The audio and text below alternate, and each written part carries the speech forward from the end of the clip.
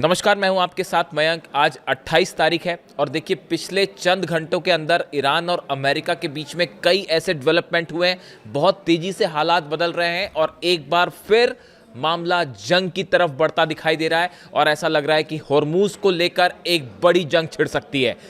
जो नए डेवलपमेंट सामने आए हैं उनके बारे में मैं चर्चा करूंगा, लेकिन मैं इस वीडियो की शुरुआत अली खामेनेई साहब से करना चाहता हूं। देखिए 28 फरवरी को अली खामेनेई साहब का असैसिनेशन हुआ था, उनकी शहादत हुई थी। आज ठीक उसको 2 महीने हो चुके हैं और मैं इस वीडियो के शुरुआत में देखिए उनका एक कोट बताना चाहता हूँ आपको। उन्होंने एक बात जो कि सोशल मीडिया साइट पर एक्स पर शेयर की थी, जो उनका एक्स हैंडल है उस पर उन्होंने शेयर की थी। देखिए इसकी तारीख जो है वो 18 फरवरी है। उनका असैसिनेशन 28 फरवरी को हुआ था। उसके करीब 10 दिन पहले उन्होंने एक्स पर एक बात कही थी। ये उनके चंद आखिरी पोस्ट में से एक था। मैं उसकी आज इस वीडियो की शुरुआत उसी से करना चाह रहा हूँ। उन्होंने कहा था, so should anyone aggress against you assail him in the manner he assailed you. और नीचे लिखा हुआ है होली कुरान। देखिए अली खामेनेई साहब ने कुरान की पंक्तियों का जो है वो जिक्र किया था और जिसका मतलब ये था कि अगर कोई आप पर हमला करता है, अगर कोई आप पर आक्रमण करता है तो आप उसको उसी तरह से जवाब दें जिस तरह उस शख्स ने आप पर हमला किया है। ये बात अली खामेनेई साहब ने कही थी और देखिए आज हालात फिर वैसे हैं और अली खामेनेई साहब की इस बात पर आज ईरान की सेना चल रही है। ईरान के सेना प्रमुख IRGC चीफ अहमद वाहिदी साहब चल रहे हैं और ईरान की पूरी जनता आज अली खामेनेई साहब के इस दिखाए हुए रास्ते पे ही चल रही है। मैं फिर से रिपीट करता हूं उनकी जो बात उन्होंने कही थी, आप जाके देख सकते हैं उनके। आप सोशल मीडिया साइट पर जाइए, एक्स पर जाइए आप। अब उसमें मुस्तबा खामेनेई साहब के जो हैं वो आपको ट्वीट्स मिल जाएंगे, मतलब उनके पोस्ट मिल जाएंगे। लेकिन आप जब नीचे जाते हैं तो 18 तारीख का 18 फरवरी का ये पोस्ट है उनका। So should anyone aggress against you assail him in the manner he assailed you. अगर आप पर कोई हमला करे तो उसको उसी तरह से जवाब देना चाहिए। मैंने ये बात आपको बार बार इसलिए रिपीट की 2 बार कि देखिए जिस तरह से उनका असैसिनेशन हुआ उसके बाद ईरान में ज़बरदस्त गुस्सा है और हमने देखा कि पिछले 2 महीनों के दौरान ईरान ने कमोबेश उसी पॉलिसी को फॉलो किया जो अली खामेनेई साहब ने रास्ता दिखाया था और अब उसको शायद ज़्यादा एग्रेसिवली फॉलो किया जा रहा है और उसकी वजह है अहमद वाहिदी साहब, ईरान की सेना। आप देखिए यही वजह है कि जो जंग रही 40 दिन की उसमें डोनाल्ड ट्रंप को मुंह तोड़ जवाब मिला, नेतन्याहू को मुंह तोड़ जवाब मिला और अब विदेश नीति के स्तर पर पिछले 5 से 6 घंटे में कहिए या 12 घंटे में जो डेवलपमेंट हुए हैं, डोनाल्ड ट्रंप की विदेश नीति चारों खाने चित है और हॉर्मूज़ में ऐसा फंसे हैं डोनाल्ड ट्रंप कि उनको समझ नहीं आ रहा कि बाहर कैसे निकला जाए। इसकी बड़ी वजह मैं आपको बताऊंगा, लेकिन पहले मैं जंग की बात करूंगा क्योंकि ये मामला फिर से बिगड़ता दिखाई दे रहा है। यहाँ से अमेरिका ने अपना चौथा एयरक्राफ्ट कैरियर जो है वो मिडिल ईस्ट रवाना कर दिया है। आइजनहावर जो है उसको भेज दिया है मिडिल ईस्ट के लिए। वो ईरान के करीब पहुंच रहा है। यानी अब्राहम लिंकन पहले से मौजूद है, USS जेरल्ड आर फोर्ड पहले से मौजूद है, USS जॉर्ज W बुश जो है वो 3 एयरक्राफ्ट कैरियर ऑलरेडी वहां पहुंचे हुए हैं। अब चौथा एयरक्राफ्ट कैरियर भी आइजनहावर भी भेज दिया है। तो बड़ी साधारण सी बात है, ये चौथा एयरक्राफ्ट कैरियर वहां बातचीत करने के लिए तो भेजा नहीं है। आप समझिए इस बात को। बेहद बड़ी जंग की तैयारी में अमेरिका है और जो एक्सपर्ट्स की राय आ रही है कि अगले 24 घंटे के अंदर कुछ भी हो सकता है। मामला एक बातचीत की तरफ भी आगे बढ़ सकता है, लेकिन उसकी संभावना कम है, उससे ज़्यादा संभावना है हमले की। इसकी बड़ी वजह, इसके अलावा आप देखिए F-35 जेट्स 25 के आसपास नए F-15 जेट्स जो हैं वो अमेरिका ने डिप्लॉय कर दिए हैं मिडिल ईस्ट में। जो पहले से थे उनके अलावा रिफ्यूलिंग जेट्स की संख्या बढ़ गई है, खास तौर पे इजराइल में बड़ा मूवमेंट हो रहा है। देखिए खबरें आ रही हैं इजराइल से, इजराइल ने बड़े हमले की तैयारी कर ली है। खासकर पिछले 24 घंटे के अंदर इजराइल की एयरफोर्स अलर्ट पर है। जो भी फाइटर जेट्स हैं वो तैयार हैं और हमला करने के लिए जो ज़रूरत मिसाइल्स हैं या जो बॉम्ब्स हैं उनको रेडी कर दिया गया है। रिफ्यूलिंग जेट्स भी रेडी है।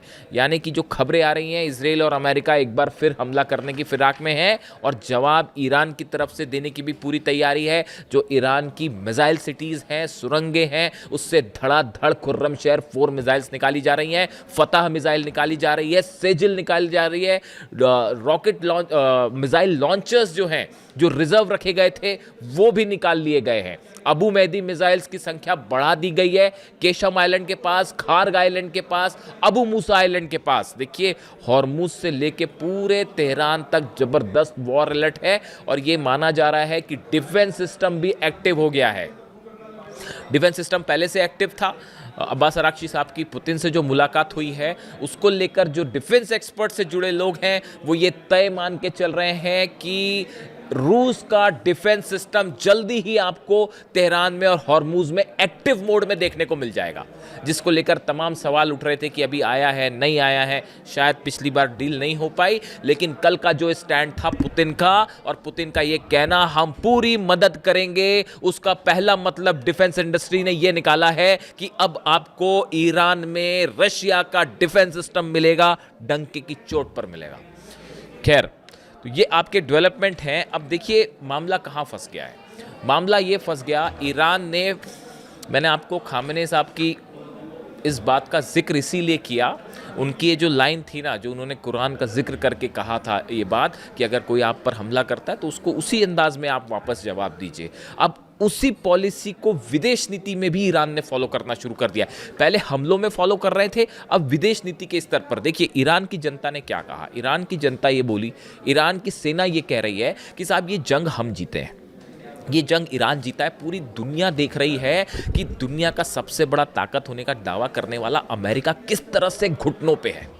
मतलब किसी के घर के बाहर दरवाजे पे जैसे खड़े रहते ना, वैसे दरवाजे पर खड़े हुए हैं अपनी सेना को लेकर और हिम्मत नहीं कर पा रहे हैं। इतने बड़े बड़े जहाज लेके खड़े और हिम्मत नहीं हो रही हमला करने की। पूरी दुनिया तमाशा देख रही है और पूरी दुनिया में जो डिफेंस के जानकार लोग हैं, जो वॉर को समझते हैं, वो देख रहे हैं कि कैसे हंसी उड़ रही है अमेरिका की सेना की। दरवाजे पे जाके खड़े हुए हैं, कुछ नहीं कर पा रहे। ईरान को जो जहाज निकाल ले जाना है वो निकाल ले जा रहे हैं वहाँ से। अब हालात ये हैं, देखिए ईरान की सेना ने कहा हम जीते हैं, ईरान की जनता ने कहा हम जीते हैं, अब हमारे हिसाब से हर चीज़ तय होगी। ईरान ने जनरल मुनीर को अपनी शर्त पकड़ा दी और वो शर्त में साफ साफ लिखा था कि ये हॉर्मुज में जो जहाज़ लेके खड़े हुए हैं ये तमाशा बंद करिए, पहले इसको यहाँ से बाहर हटाइए और हमारे ऊपर जो इकोनॉमिक सैंक्शंस लगे हैं इसको बंद करिए, तब हम हॉर्मुज खोलेंगे। ये पहली शर्त थी। जो कुछ शर्तें रखी गई आपने सुनी होंगी कई जगह, उसमें जो है पहली शर्त थी और ये बड़ी ही एग्रेसिव टर्म पे अब ईरान निगोशिएट कर रहा है, बिल्कुल पीछे नहीं हटना है। यही अप्रोच था अली खामेनी साहब का और इसी अप्रोच की वजह से 40 साल तक उन्होंने शासन किया। अमेरिका के 6 राष्ट्रपति उनका कुछ नहीं बिगाड़ पाए। देखिए वो हमेशा यही कह रहे थे कि जब आप अमेरिका से डिफेंसिव मोड में आते हैं तो अमेरिका आप पर भारी होता है और जब आप पलटवार करते हैं तो अमेरिका दबने लगता है। और बिल्कुल इसी नीति पर अब ईरान की विदेश नीति चल रही है। हुआ ये कि अब्बास अराक्ची साहब ने अपनी शर्तें रख दी। उन्होंने कहा पहले आप ये जो अपने जहाज़ लेके खड़े हुए हैं इसको बाहर हटाइए यहाँ से और हमारे पे प्रतिबंध लगे, ये हटाइए तो अब हम हॉर्मुज खोलेंगे। हॉर्मुज में पूरी दुनिया की जो है इस समय नब्ज पकड़ ली है, समझिए आप, ईरान ने, और पूरे दुनिया में हाहाकार मचा हुआ है। जितने इंडस्ट्रीज हैं सब ठप हो जाएंगी अगर हॉर्मुज इसी तरह बंद रहा तो। और लगातार प्रेशर बन रहा है डोनाल्ड ट्रंप पर, अमेरिका पर कि ये क्या कर रखा है आपने। आप देखिए इससे बड़ी फेलियर और अमेरिका की विदेश नीति की क्या हो सकती है। वॉर कहाँ से शुरू किया था आपने कि आपको यूरेनियम चाहिए, आपको न्यूक्लियर डील चाहिए, वो नहीं हो रही है। वो चीज़ तो अलग हो गई साहब, वो तो ईरान ने कह दिया हम अपने यूरेनियम पर बात ही नहीं करेंगे, हम अपने न्यूक्लियर प्रोग्राम पर बात ही नहीं करेंगे। अब बात कहाँ आ गई है साहब, हॉर्मुज खोलने पर। लेकिन मतलब शुरुआत किए थे खेत से, आके खड़े हो गए खलियान में, इसी को ही कहा जाता है। इसीलिए कहा जा रहा है, कई एक्सपर्ट्स जो हैं आपको मिल जाएंगे, बड़े रेप्यूटेड एक्सपर्ट्स जो हैं अमेरिका के, वो कह रहे हैं कि अमेरिका को कैसे विदेश नीति नहीं करनी चाहिए डोनाल्ड ट्रंप ने उसका एग्जांपल दे दिया है। How not to do a foreign policy, उसका परफेक्ट एग्जांपल डोनाल्ड ट्रंप ने दिया है। आप समझे, ये बात हो रही थी, जंग हुई यूरेनियम के लिए और न्यूक्लियर प्रोग्राम के लिए, अब आके खड़े हो गए हॉर्मुज में फंस गए आके। मतलब चले कहां से थे और कहां पहुंच गए, भटक गए पूरी तरह से। अब बताया जाता है कि ईरान ने जो शर्तें रखी उसके बाद वो बड़ी मीटिंग हुई जिसकी चर्चा थी कल रात भर की सिचुएशन रूम में और वॉर रूम में। डोनाल्ड ट्रंप की अपने तमाम एक्सपर्ट से मुलाकात हुई, बात हुई और उसमें डोनाल्ड ट्रंप, ऑब्वियसली ये कोई भी इसको स्वीकार नहीं करेगा, इससे बड़ी शर्मनाक स्थिति क्या होगी अमेरिका के लिए कि अगर बात मान ले ईरान की, तो डोनाल्ड ट्रंप ने ये बात मानने से मना कर दिया है, हॉर्मूज वाली शर्त कि हम अपने जहाज़ हटाने को डोनाल्ड ट्रंप तैयार नहीं है।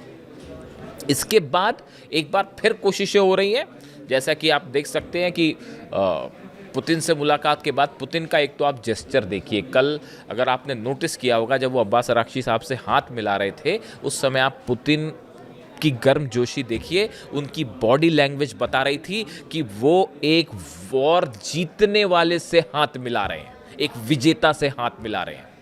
जब वो कल अब्बास अराक्ची से हाथ मिला रहे थे, विदेश मंत्री से, आप पुतिन का चेहरा देखिए, उनकी बॉडी लैंग्वेज देखिए, उनका हाथ मिलाने का तरीका देखिए। उन्होंने उस तरह से ग्रीट किया अब्बास अराक्ची साहब को जैसे कोई विजेता जीत के उनसे मिलने आया है। नोटिस करिएगा इसको। फिर पुतिन का स्टैंड बिल्कुल साफ है, चीन, रूस हॉर्मूज में पूरी तरह से ईरान के साथ खड़े हैं और अमेरिका कुछ कर ले हॉर्मूज नहीं जीत सकता। और उसके बाद हमला करेगा, उसके बाद अरब में वो आग लगेगी, बाबल मंदेब बंद करने के लिए हूती तैयार बैठा है। जैसे ही यहाँ से साइन होगा, इशारा आएगा, बाबल मंदेब बंद हो जाएगा और फिर वहाँ खोलना उसको मुश्किल हो जाएगा। और क्या पता हूती भी वहाँ पे जो है माइंस बिछा दे। ये जो माइंस ईरान ने बिछा रखी है तो ये तो इसको खोलना ही मुश्किल हो गया, इसको हटाना ही असंभव है। तो ऐसे हालात में मामला जो है वो एक बार फिर आके फंस गया है और शायद पाकिस्तान के ज़रिए एक बार फिर बता दिया गया है अमेरिका को, और अमेरिका की बात भी सुनी जा रही है कि क्या कहना चाह रहे हैं। यानी देखिए, मामला एक ऐसे डेडलॉक पर आके फंस गया है जहां से ना आगे कुछ है ना पीछे कुछ है, और ज़्यादा दिन तक तो हॉर्मूज बंद नहीं रह सकता, यहाँ से ये बात तय है। 1 तारीख को कांग्रेस, अब देखिए इस बात को समझिए आप, मैं बार बार ये बात क्यों कहता हूँ कि जंग ही रास्ता है, जंग होगी, डील क्यों नहीं हो पा रही, आप इस बात को समझिए। देखिए 2015 में, in 2015 under the Obama administration, Iran reached a landmark agreement with 6 world powers including the US that capped enrichment at 3.67% in exchange of sanctions relief. 2015 में जो समझौता हुआ था, बराक ओबामा थे उस समय, और ईरान ने समझौता किया था कि हम 3.67% पर अपना जो है वो यूरेनियम एनरिच करेंगे, उसको आगे नहीं बढ़ाएंगे, बदले में आप सैंक्शन हटा दीजिए, ये समझौता हो गया।